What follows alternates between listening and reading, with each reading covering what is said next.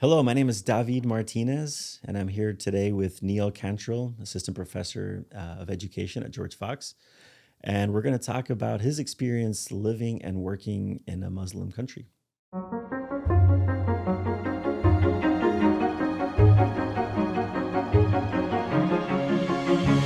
I'm really curious because I've traveled a little bit. I've spent some time in Southeast Asia, but you've actually lived and worked in Indonesia. This is the largest Muslim country in the world, right?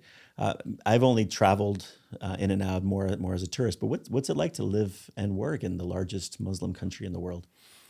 Yeah, And maybe if I could back up, what were you doing in Indonesia for 2 years? sure. I was an administrator at an international Christian school in Bandung, which is the second largest city in the island of Java. Actually, I think it's the third largest city now that I think about it. I think Surabaya is the third. Okay. So we were on the island of Java, West Java to be exact. And I was hired during the pandemic to come in and be the elementary principal. And then for that second year, I took on the role of school director after the school director moved back to the US. And I will tell you that my experience in Indonesia, the just under 2 years, was probably different in that it was during the pandemic. And every Indonesian that I knew said, Pak, I wish you could, and Pak is kind of like what they use for sir. It's like Bapak. Pak, I wish you could know and get to know the Indonesia, the real Indonesia. And I said, well, I think I'm experiencing what the real Indonesia is for me, and I'm understanding who the people are, how they respond.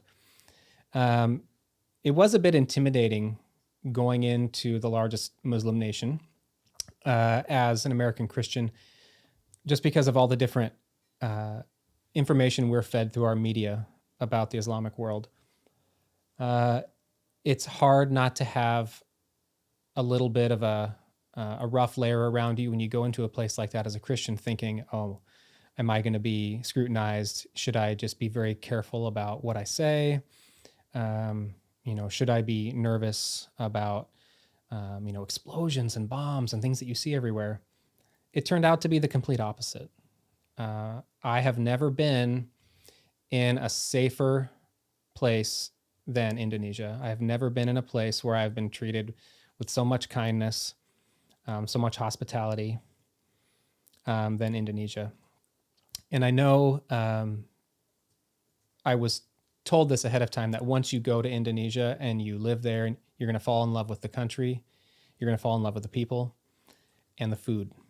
The food was amazing, but I still hold true that the Peruvian food is number one. Number one, Peruvian food is number one. Okay. Is Indonesian food number two? Where are we in the top five?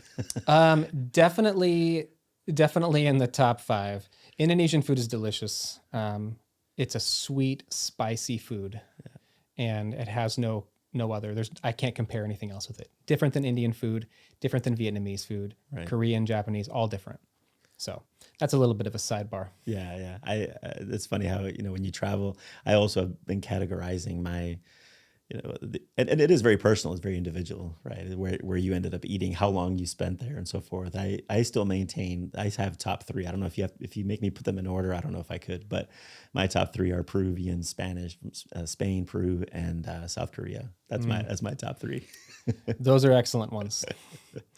Okay, but you to go back to this idea of coming from the United States, I agree. I think we grew up with a sense of maybe fear. We've heard too many stories of bombs going off, of them feeling a certain way. And I've had a similar experience as you. I haven't spent as much time there for sure, but when I've traveled to Muslim countries, same thing. I've experienced a lot of hospitality, kindness, just general care for me. You could say in spite of my beliefs, because of them, I don't know. I'm a foreigner. There's also some interesting dynamics there in terms of what I bring as a tourist and so forth. But yeah. So how do we get over these preconceived notions as we travel to these countries? I mean, how do you as somebody comes up and asks you or tells you, I would never go to Indonesia, right? It's too scary. It's too dangerous. How do you respond? I would respond with, where are you getting your information? Have you talked to people who are there currently? Have you talked to people who are living there? Have you talked to people who have gone and traveled there, lived there, been in your situation? Because if you don't give places a chance, if you don't go with kind of a hunger to learn about the culture and to learn about how we can, examine our differences, because I think there are a lot of differences between Christians and Muslims, but at the same time, we have a lot of similarities in the way that we want to care for one another, the way we want to take care of the poor, the way that we, you think about the 5 pillars of Islam, right? You're talking about profession of faith. We're talking about Prayer. alms, giving to the poor, prayer, daily prayer. Yeah. Pilgrimage. We don't require pilgrimages in Christianity. Maybe we should. Maybe everybody needs to do the Camino de Santiago. You have to walk Yes. for 5 weeks and end up in Santiago. That's an interesting idea. But, one thing that I did notice is that when you're living in and among Muslims, you notice that some are a lot more devout than others. Mm-hmm. So you hear, and I think it's the same in a Christian nation. Some Christians are going to be seen as a lot more devout in the way that they talk, in the way that they act, in the way that they serve others. And that's a whole topic altogether. But you hear the call to prayer come out from the mosques 5 times a day, very early in the morning, like around 5:15, depending on the position of the moon and how that goes. But what it always did for us, my wife and I and my kids, is whenever we heard the call to prayer, it caused us to pray for the Muslim world. It caused us to pray that they would see the face of God, they see the face of Jesus, and the sacrifice that he made on the cross, which is a point of disagreement between Muslims and Christians. Mm-hmm. Do they worship the same God as Christians? Muslims and Christians, do they worship the same God? I was afraid you were going to ask me that. Let's get into the thick of it. Yeah. Well, Allah is in Arabic, it's the one true God, right? When we say God, we understand God as being triune. We understand God being God the Father, God the Son, and the Holy Spirit. And we understand that. The way that Islam views God is as a one singular entity. And so, and Jesus is kind of a messenger, right? Jesus or Isa was a prophet that Allah gave wisdom to. Okay. That wisdom was also translated as kind of what we call the Injil, which is the gospel, right? Which is, it's misinterpreted that the Injil is a book that was handed to Jesus, the prophet, by God. It was wisdom that he imparted. But there's disagreement as far as who wrote the Gospels, and that the Christian version of the Gospels, Matthew, Mark, Luke, and John, that those have been altered over the years, and that there's been details that have been changed and things. So, Muslims, but the Injil has not been altered in any way. That's the opinion of of Islam, right? The Injil is the wisdom that God passed on to Isa, one of God's prophets, just as the Quran was passed to Muhammad, okay, from the angel Gabriel in a cave. Okay. So, yes, we both pray to the one true God. However, our understanding of who God is different, and how we serve him is different, and what's required of us as believers is different. Yeah, there are a lot of follow-up questions, but I don't think maybe it's for a separate episode or maybe just a coffee, because one could argue there are some, maybe you'd call them denominations, or some would call them sects, or some believers, Christians, who also don't believe in the Trinity. They believe in the one true God. And I wonder, I'd be curious to see what the correlations are between that. But yeah, that's I think that's a fair answer, a good answer. But going back to your lived experience in Indonesia, because don't you have to declare what you are on your ID card? Is that true? Yeah. So on your family ID card, or kartu keluarga, is what they say, you can choose one of 6 faiths. Okay. 6 faiths. What are they? So we have Christianity, Catholicism, Confucianism, Buddhism, Hinduism, and Islam. Okay, so interesting that you say Protestant and Catholic. So it's two different categories. Correct. Isn't that And interesting? that is interesting. Yeah. And there's no Judaism, No right? Judaism. And there's no kind of I am nothing. There's You no have room. to choose one of them. You have to So choose. did you ever have experience? Did you talk to somebody who? I mean, is it one of those things where I don't really care? Does it affect what you have access to? Uh, are there incidents of bias, for instance? Like, can you be political in your choosing of one of these six choices? I would say the political choice would be to choose Islam because you're That's the going to, safest bet. yeah, Okay. because the Indonesian government, as I understand it, the president must be Muslim. Okay. And there's an equal part of the government that is heavily influenced by Islam. So I can't speak from personal experience because I'm not an Indonesian citizen, haven't had to go through that whole process. But being told that the president of Indonesia must be Muslim, it it seems as if, and as I've been told by someone who became a Christian but still has Muslim on their ID card, that it's much easier to be of the Islamic faith in Indonesia. So that was my question. Then can you change at some point, or is it understood that once you're, I don't know, you're Catholic for life, or you're Christian for life? Or we're going to make that distinction, I suppose, if you're in Indonesia. Yeah, that's a great question. We had a gentleman come and speak to some of us at our school, and he explained his experience of becoming an evangelical Christian or a Protestant and converting from Islam. And he kind of told us how the process went and how he really understood that through reading the Injil, which is the gospel or the wisdom that God passed on to Jesus, he realized that what he was believing was more, or what God was telling him was to follow what the Bible, what the Gospels were actually saying. Okay. But apart from that, one of our questions was, so are you going to change your image on your card? Is it going to say Christian now? And he said, no, because it involves a lot deeper process, a whole issue with going in through government paperwork, and then it affects your family status. So since families kind of have to choose, it makes a big rift and it's just not worth it. So they say, if you decide to believe something else, you just kind of maintain. At least that's what I've been told by one who has had that experience. Right. And that seems to check out too. If you think about why you have to put this on a card, it seems like it's important enough that it would affect certain aspects of day-to-day life. To what extent those aspects are, I don't know, but that would be interesting. Yeah. And interesting things about Indonesia too. I mean, it's 17,000 islands. So the nation, as far as east to west, is as large as the lower 48 United States. People don't realize that because it's a spread out island nation, archipelago, but only 12,000 of those islands are habitable. Okay. So on that topic of islands, it's interesting thinking about the 6 different religions or faiths that are allowed in the country or recognized.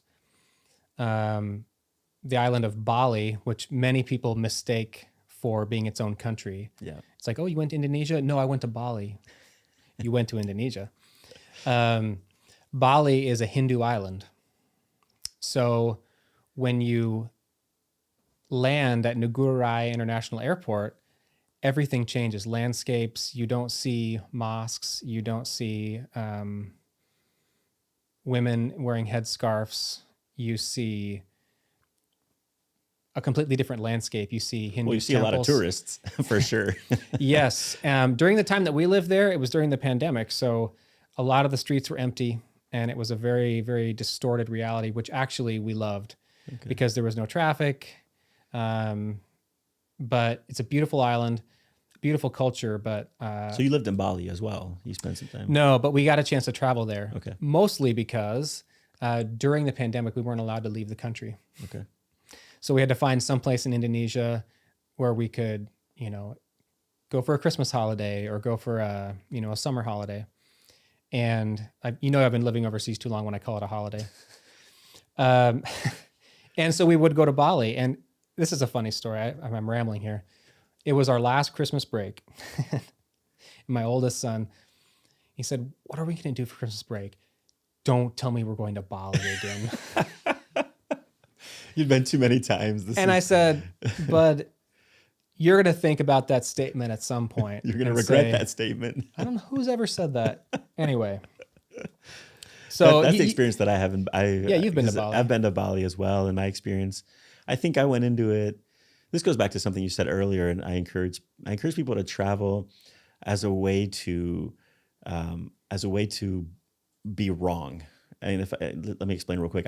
We all travel with certain expectations. We all have ideas of what the country is, of what travel can even be. And so I encourage students to, or anybody, as I talk about travel, to say, travel to learn how you were wrong, or in what ways your preconceived ideas of these countries were wrong. And that goes back to what you were saying earlier about, learning and so forth, and getting information from multiple sources.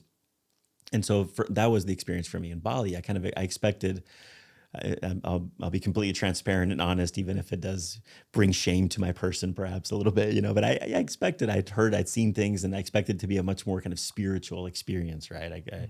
I don't know what I expected, maybe to meet with some spiritual leaders and have very profound things said about my life or about living in general, kind of live in the moment, right? But in a much more poetic and a beautiful way, right? That wasn't my experience at all.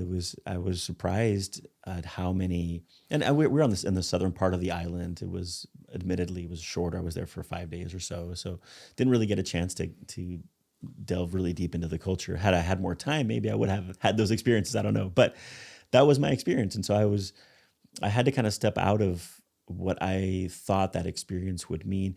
And it was different for me too, because there was a juniors abroad trip that I put together for students, and I put it together with Javier Garcia, who was a professor in the honors program here at George Fox. He was a good friend of mine, and he died, as you may have heard, in a tragic surfing accident. But when we were putting the trip together, he wanted to go to Indonesia, partly because he wanted to surf, even though, incidentally, surfing was kind of on one of those lists of things that maybe you shouldn't do when you're on a juniors abroad trip, right?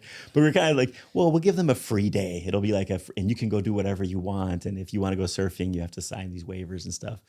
And so, my experience in Bali was also tainted by that. I went surfing at a spot as a way to kind of honor that memory. And incidentally, I had no business being out there. I'd have gone surfing maybe 5 or 6 times. And I show up, it was right across the street from our hotel. And there were these waves, this guy renting surfboards out. And I went up and talked to him, and I said, "Hey, can I rent a surfboard?" And I said, "I'm a beginner. Don't really know what I'm doing. Is it safe out there?" And he's like, yeah, very safe, very safe. Beginner, this is beginner beach.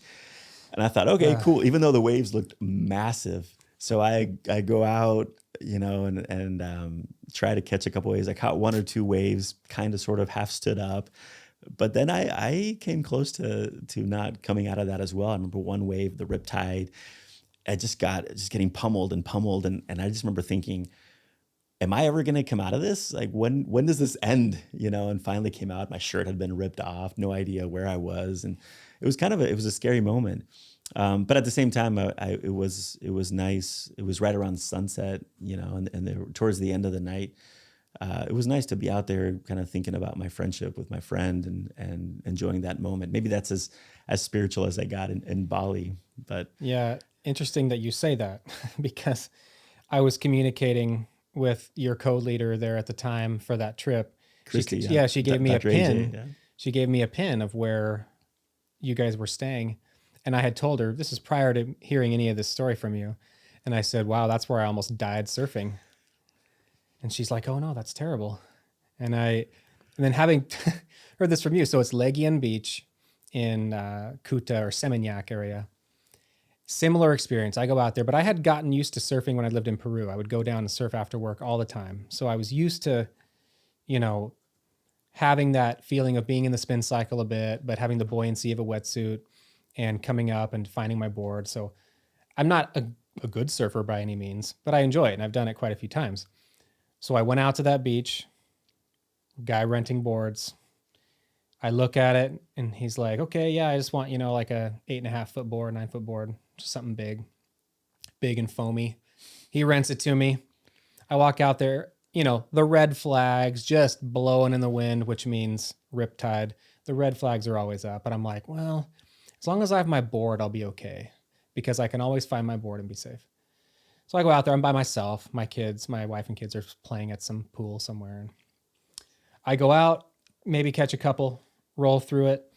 All of a sudden, I come down from this wave. My leash breaks. My board is gone. And I am out there with just a rash guard, board shorts, no buoyancy. And I can't tell which way is up or down. Can't get a breath. Nothing to touch. And I remember, and this is kind of bringing back some emotion for me because I thought that was the moment. And I remember thinking, Lord, I can't go out this way. This is not how it happens. You didn't bring me all the way to the other side of the world for this to happen. And as I'm praying, a lot of those beaches with riptides are these big sandbars. And that's kind of how the riptide is formed. And so they go up in these big waves. And so sometimes you can find a high sandbar, then it'll dip really low. I'm just going along. I can't get a breath. I'm so tired. My big toe, my left big toe to be exact, touches just a little bit of a sandbar. And I just gasp for air. And I finally am able to kind of creep my way back through the waves, get enough breath. Anyway, big harrowing story. Same beach as you, which I can't believe. And I went back and I don't even know what I was thinking. I spent some time on the beach for a little bit. And then I went back and gave back the board to the guy. And I said, take the money that I gave you for this rental and go buy a new leash. I didn't even want to enter it.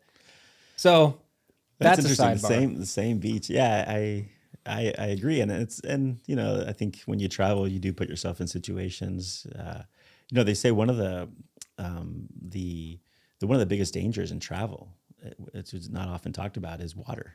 Yes. And it makes sense because we go into situations where we think it's going to be similar to, I grew up in Spain. And so the beaches in Spain are a certain way. And that's kind of in my imaginary. I can't imagine. I don't know what these riptides mean in other parts of the world. I was swimming in Taiwan one time and I was just going out having a good time. And I look back and I see like a bunch of people frantically yelling at, like waving their arms and stuff. And I come back in and they're telling me how dangerous it is out there, how, same thing, right? These riptides and stuff. And so, yeah, so it's interesting. We had this very similar experience on the same beach. At the same time, there's a picture that was taken. I think Christy took the picture, Dr. AJ, and it's beautiful. It's sunset, and it'll always be a good memory, I think, for me as I think about as the memory of my friend and putting that trip together. But at the same time, no business being out there. Yeah. And I didn't share that story with very many people that, I was associated with. There are a few on my staff at school, but shared it with one of the people at the Airbnb that we were staying at, a woman, like a Hindu woman. And she said, wow, well, that's, I have to say it in English. She said, because a lot of people in Bali speak really good English, which I was impressed by. Very good language skills there. But she said, well, when it's your time, you just need to let it happen. And I thought, her worldview is so different. But at the same time, I thought, those are some interesting, wise words. I mean, you always want to fight for your life, but her viewpoint as a Hindu and more of a reincarnation mentality, it's not like this is the end. Right. But as a Christian, my response to that is, you're right. My death would not be the end. Right. And so it really helped me kind of get out of my echo chamber as far as just living in Indonesia in general, where you hear everything, everyone kind of agrees with you. Oh yeah, and just like what you were saying, you travel to find out where you're wrong. And understanding the faith perspectives of people who believe differently than me helped me affirm my own faith, but also develop a respect for them. Sure. In your role in these different jobs that you had, I'm thinking particularly in Indonesia, did you see your role as trying to convert Muslims, for lack of a better term? I mean, was that like, were you kind of a missionary there, or was your role more kind of administrative or, I don't know, relational maybe? Yeah, I had a work visa for school leadership. Okay. So working in a Christian school as a school administrator, I was Kalapa Sekolah, which means head of school. And it wasn't as a missionary on paper, but my job was to facilitate the operation of a Christian school that teaches and preaches about Christ. Okay. And so, interestingly enough, all of our maintenance staff, cooking staff, carpentry staff, pool staff, we had a really big campus there. We're all Muslim. We had a small mushola on our campus that they would go and wash their feet and say prayers, during times throughout the day, security guards. Very devout, but very kind, very understanding. And we would have these moments sometimes where we would meet for devotions early in the morning. And one of the traditions was we would just pray for people as staff members. And at the beginning, we avoided going to our Muslim brothers, or we call them cousins, going to our cousins as recipients of prayer, just because we didn't want to offend them. And they understood that and they respected that. But then there came a time where several of them began to ask for us to come to pray for them and pray with them, because they had things going on in their lives that were really hard and really difficult. And so we were there not so much as to convert those who didn't believe what we believed, but to show Christ's love and to live that example. And I was taken aback by just the way that my perception of Islam has been, and my thinking of how we're at such odds. I think there is a large difference between the Muslim and the Christian, but the heart seeks the Lord, and I think the Lord loves all of us equally, and I think it helped me just appreciate and love that culture so much more. Yeah, and I think I've had similar experiences too. You talked about this earlier with the call to prayer, and I've often wondered, why don't we have a call to prayer? Maybe is that an area where we could learn from them, or the alms. This is one of the pillars as well. Giving to the poor. I think we're a little bit maybe more, I'm generalizing, of course, but maybe a little more chaotic in our giving and less organized. We tend to be a little bit more.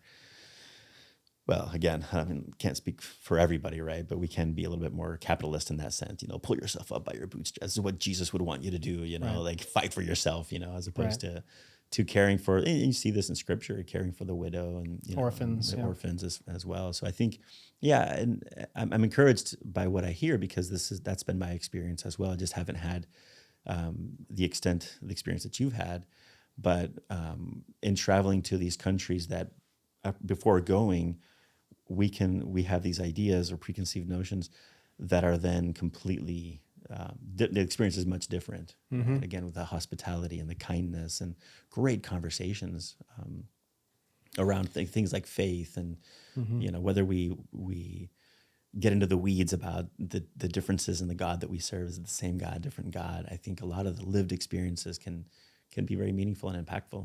Yep.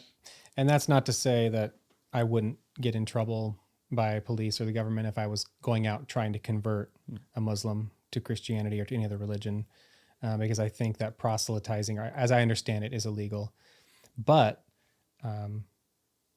believing in what you believe as a Christian or as Catholic or as Confucianist or Buddhist, it's not a crime, and people can come to you and ask.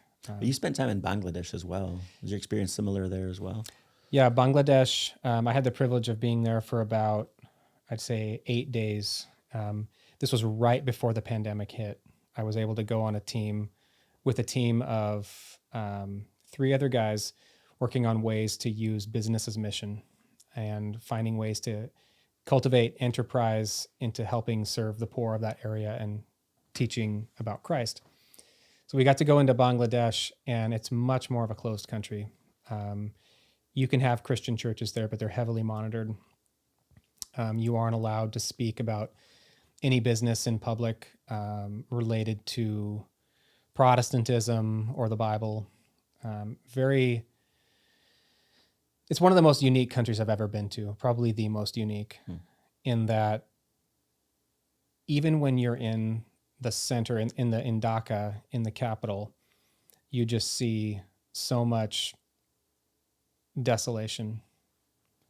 And we had the huge privilege of being given access to the Rohingya refugee camp and Cox's Bazar, which is right across the water from Myanmar. So we had special passes and a special, like a UN guide that let us go through the camp.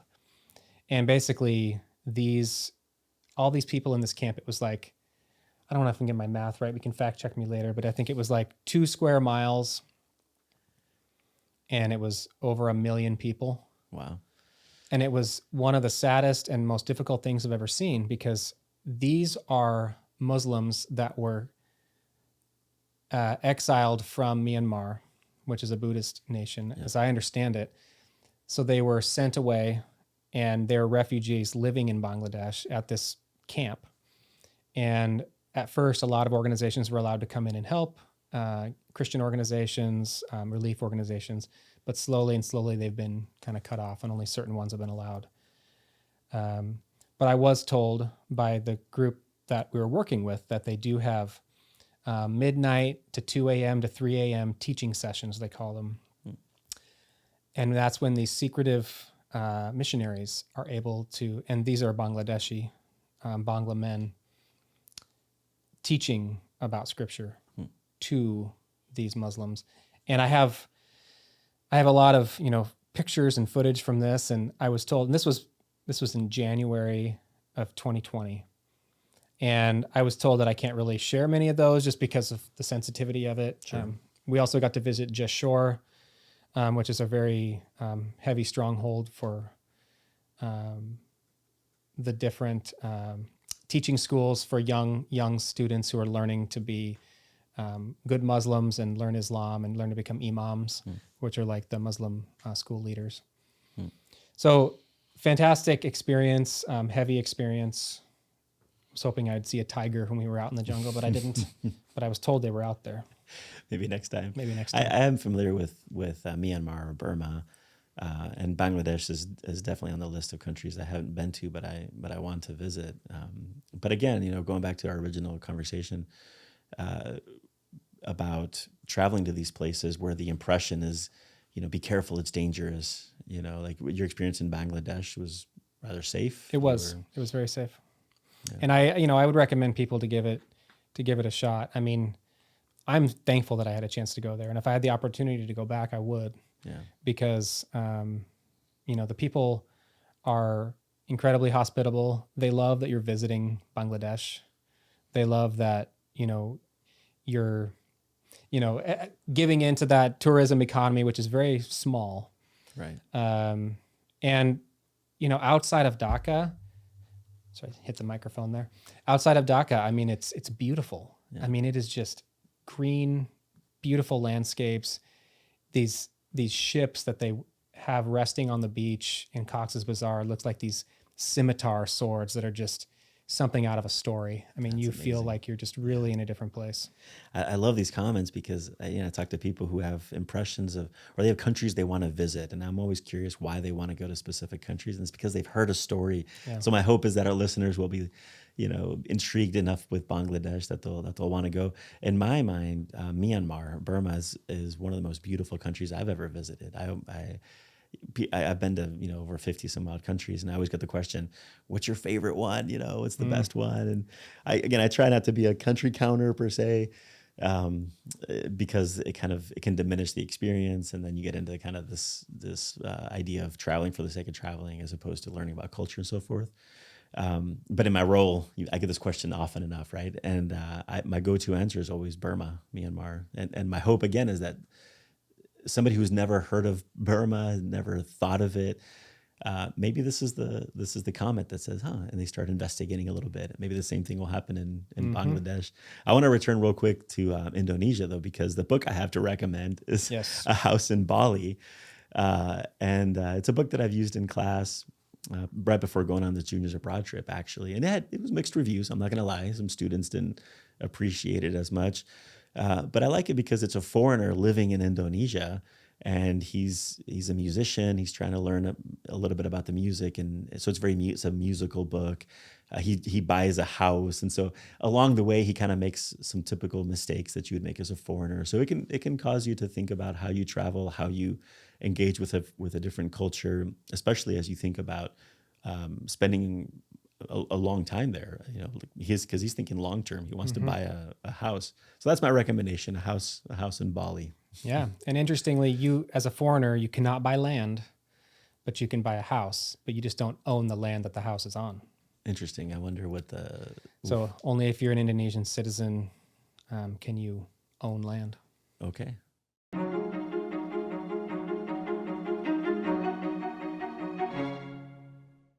Well, I think it's time to spin the globe. Shall we spin the globe? Let's put your it. finger down somewhere and see where we land. Where do we end up? We are in Mauritania. Mauritania. Okay. Have you been there? Interestingly enough, I've never stepped foot on the continent of Africa. Okay. And it's not because I haven't wanted to. I just have never had any opportunities that have brought me there. I was offered a job in Nairobi, Oh, wow. Kenya, but I took the job in Indonesia over that. Okay. So I almost went to the continent, but it's a huge continent, and Nairobi's nowhere near Mauritania. Right. Yeah. I've been to Morocco. That's as close, I think, as we're going to get. I had a great time. It's close enough to Spain. When we do the juniors abroad trip, we often will add a week in Morocco, and we end up sleeping in the desert. It's a part of the Sahara Desert. It's a different desert, but it's still a kind of a part. And so students get to say they slept on the sands. I think we're going to get to do that in our trip this May to the Middle East and to sleep in the desert. Sleep in the desert with it's an incredible Bedouin experience. tribe. It's when most of my trips, I can think of a specific moment. That no picture can really capture. It kind of transcends the sort of visual. It's more kind of, I guess, the sensory, right? We were laying on the sand and looking up at the stars, and we were kind of talking about life and just the wind, the stars, the sand on your back, and it's a fond memory. And then of course we wake up at 4 a.m. and ride camels off and just to see the sunrise. My wife and I have a term for that because we've experienced it so much in our lives. We call it camera eyes. Camera eyes. I like it. Camera eyes. Anytime we go to a place and you just look and you're just taken away, whether it's people in a setting in a pueblo in the Sierra of Peru, if it's the ocean, if it's a sunset, we just say, we don't pull out our phones, we don't pull out our camera, we just say, oh, camera eyes. And that's all that needs to be said. Yeah, that reminds me of The Office, the episode where I think it's the wedding episode, right? Jim and Pam, I think, are getting married, and they keep doing this thing where they're putting their hands up by their face and pretend to take in a picture, like, I want to capture this moment. Yeah. But that's happened to me a number of times, and I encourage students to do this as well. I remember I was on the Inca Trail, and there was one night, this is in Peru, on our way to Machu Picchu, and there was one night where the clouds were coming underneath the mountains, and it was incredible. It was this incredible feeling. And my thought was, I need to go get my camera. And I had this like little point and shoot disposable camera. And I didn't do it. And my thought was, there's nothing that's ever going to capture this, So I encourage students, because the tendency is to take your smartphone out, take a picture. And when they do that, they take the picture, and then instead of keeping in the moment or staying in the moment, they come down to their phone. And that's where the sharing starts, or they're editing the photo, or they're making sure it's good. And you've missed out. You're losing out on that experience. It's hard, because I come across as the old guy who's telling students to put your phone down, But I think it's so I'm going to remember that. Camera eyes. I like it. Camera eyes. Nothing can beat it. Well, thank you. I've enjoyed this conversation, talking about Christian response to traveling to Muslim countries, living in Muslim countries. And as always, I think it's important to travel, to see the world, and to be careful, be safe most of the time. This video podcast is a production of George Fox Digital. To find more material like this, you can subscribe to George Fox Talks on YouTube, Apple Podcasts, Spotify, or wherever else you listen to podcasts. Our team really appreciates your feedback in the form of likes, comments, and reviews, and we'd really love to hear what you think. To sign up for our weekly email list and to keep up to date with the latest episodes and publications, you can check us out on the web at georgefox.edu/talks. Thank you for listening, and we'll see you in the next episode.